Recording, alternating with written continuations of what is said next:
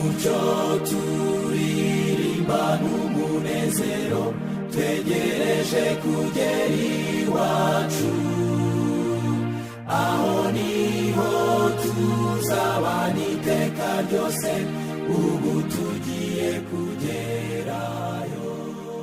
Maranatha yo kwa 15 Werurwe. Kubiba no gusarura. Nuko uhungira rya gisore, ahubwo ukurikize gukiranuka no kwizera n'urukundo n'amahoro, ufatanije n'abambaza umwami wacu bafite imitima iboneye. Urwandiko rwa kabiri rwa Timoteyo igice cya 2:22. Umwanya muto mutakaje mu bibimbuto mbi iva muri mwe, nshuti basore, uzatanga umusaruro uzatuma ubuzima bwanyu bwose bubiha. Isaha umaze udatekereza neza wiroha mu kigeragezo ishobora guhindura icyerekezo cy'ubuzima bwawe bwose kikagana habi. Muzagira igihe kimwe gusa cy'ubusore, bityo rero mugikoreshe mu bigira umumaro. Nimumara kuva mu kibuga, niyo byaba inshuro imwe, ntabwo bizabashobokera kukigarukamo kugira ngo mukosore amakosa. Satani yihindura nka marayika w'umucyo, maze akaza mu bakiri bato afite ibigeragezo bidasanzwe, kandi akabona intsinzi mu kubigarurira intambwe ku ntambwe, akabakura mu nzira yo gusoza inshingano yabo. Avugwaho ko ari umushukanyi, umurezi, umubeshyi, utoteza kandi akaba n'umwicanyi. Ni umurimo wa Satani kubagerageza, ariko kumwemerera byo ni ibyanyu. Ntabwo biri mu bushobozi bw'ingabo za Satani guhatira umuntu gucumura.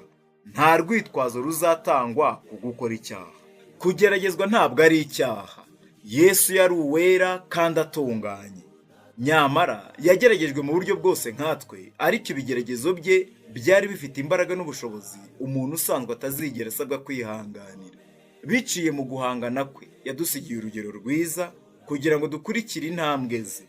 Nitwiyemera cyangwa tukishingikiriza ku gukiranuka kwacu, tuzarekwa ikigeragezo kidukubite hasi. Ariko nidutumbira Yesu maze tukamwizera, tuzaba twihamagarira imbaraga yanesheje umwanzi ukomeye ku rugamba, kandi muri buri kigeragezo azaducira kanzu ngo duhunge. Satani nadusanga ameze nk'umwuzure, tugomba gusakirana n'ibigeragezo bye twitwaje inkota y'umwuka, kandi Yesu azatubera umufasha, atuzamurira amahame nk'ibendera imbere ye. Ikosa rimwe rirekewe mu mico, ukwifuza kubi kwimakajwe, bizagwabiza imbaraga z'ubutumwa bwiza. Ububabare butewe n'inshingano no kwishimira icyaha ni imigozi Satani akoresha ngo azirikire abantu mu mitego ye. Abantu bahitamo gupfa aho kugira ngo bakore ikibi, nibo bonyine bazasangwa bakiranuka.